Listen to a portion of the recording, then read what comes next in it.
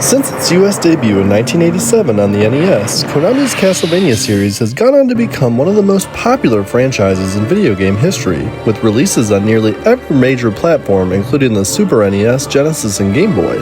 The latest installment, Castlevania Symphony of the Night for PlayStation, is quite possibly the best 2D action side-scroller ever. Symphony takes place 4 years after Dracula X, a PC Engine title in Japan that never saw a US release.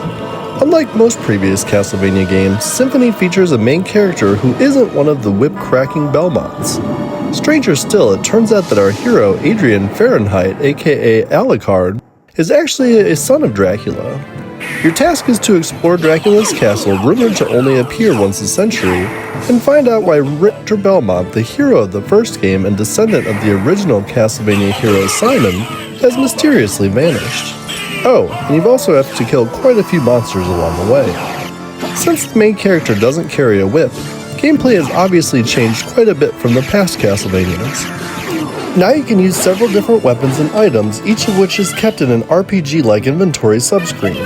But Symphony mimics an RPG in more ways than one. Experience is gained from killing enemies, attributes are raised whenever Alucard levels up, which is a good incentive not to pass up enemies when trying to get from one area to the next.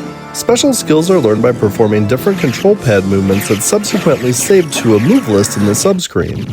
And you can find and use numerous magic items during your quest. Even with new trappings though, the basics of the game are true to the previous installments. Break candles, collect hearts and money, and fight ghoulish enemies. Perhaps the most important new feature added to Castlevania is its map system. Extremely similar to the one in Super Metroid, the map, which can be viewed at any time by pressing the select button, opens up room by room as you travel through the castle.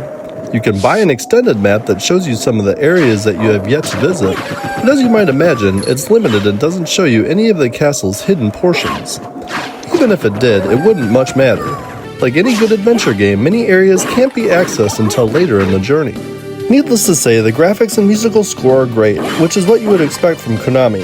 The anime-style look of Dracula X has been replaced with a more Roman approach that adds a surprising amount of depth to the game's wonderful atmosphere.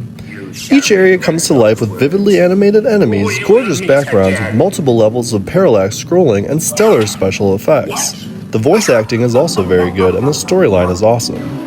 Castlevania Symphony of the Night is easily one of the best games ever released and a true testament, in fact, that 2D gaming is not dead by any stretch of the imagination.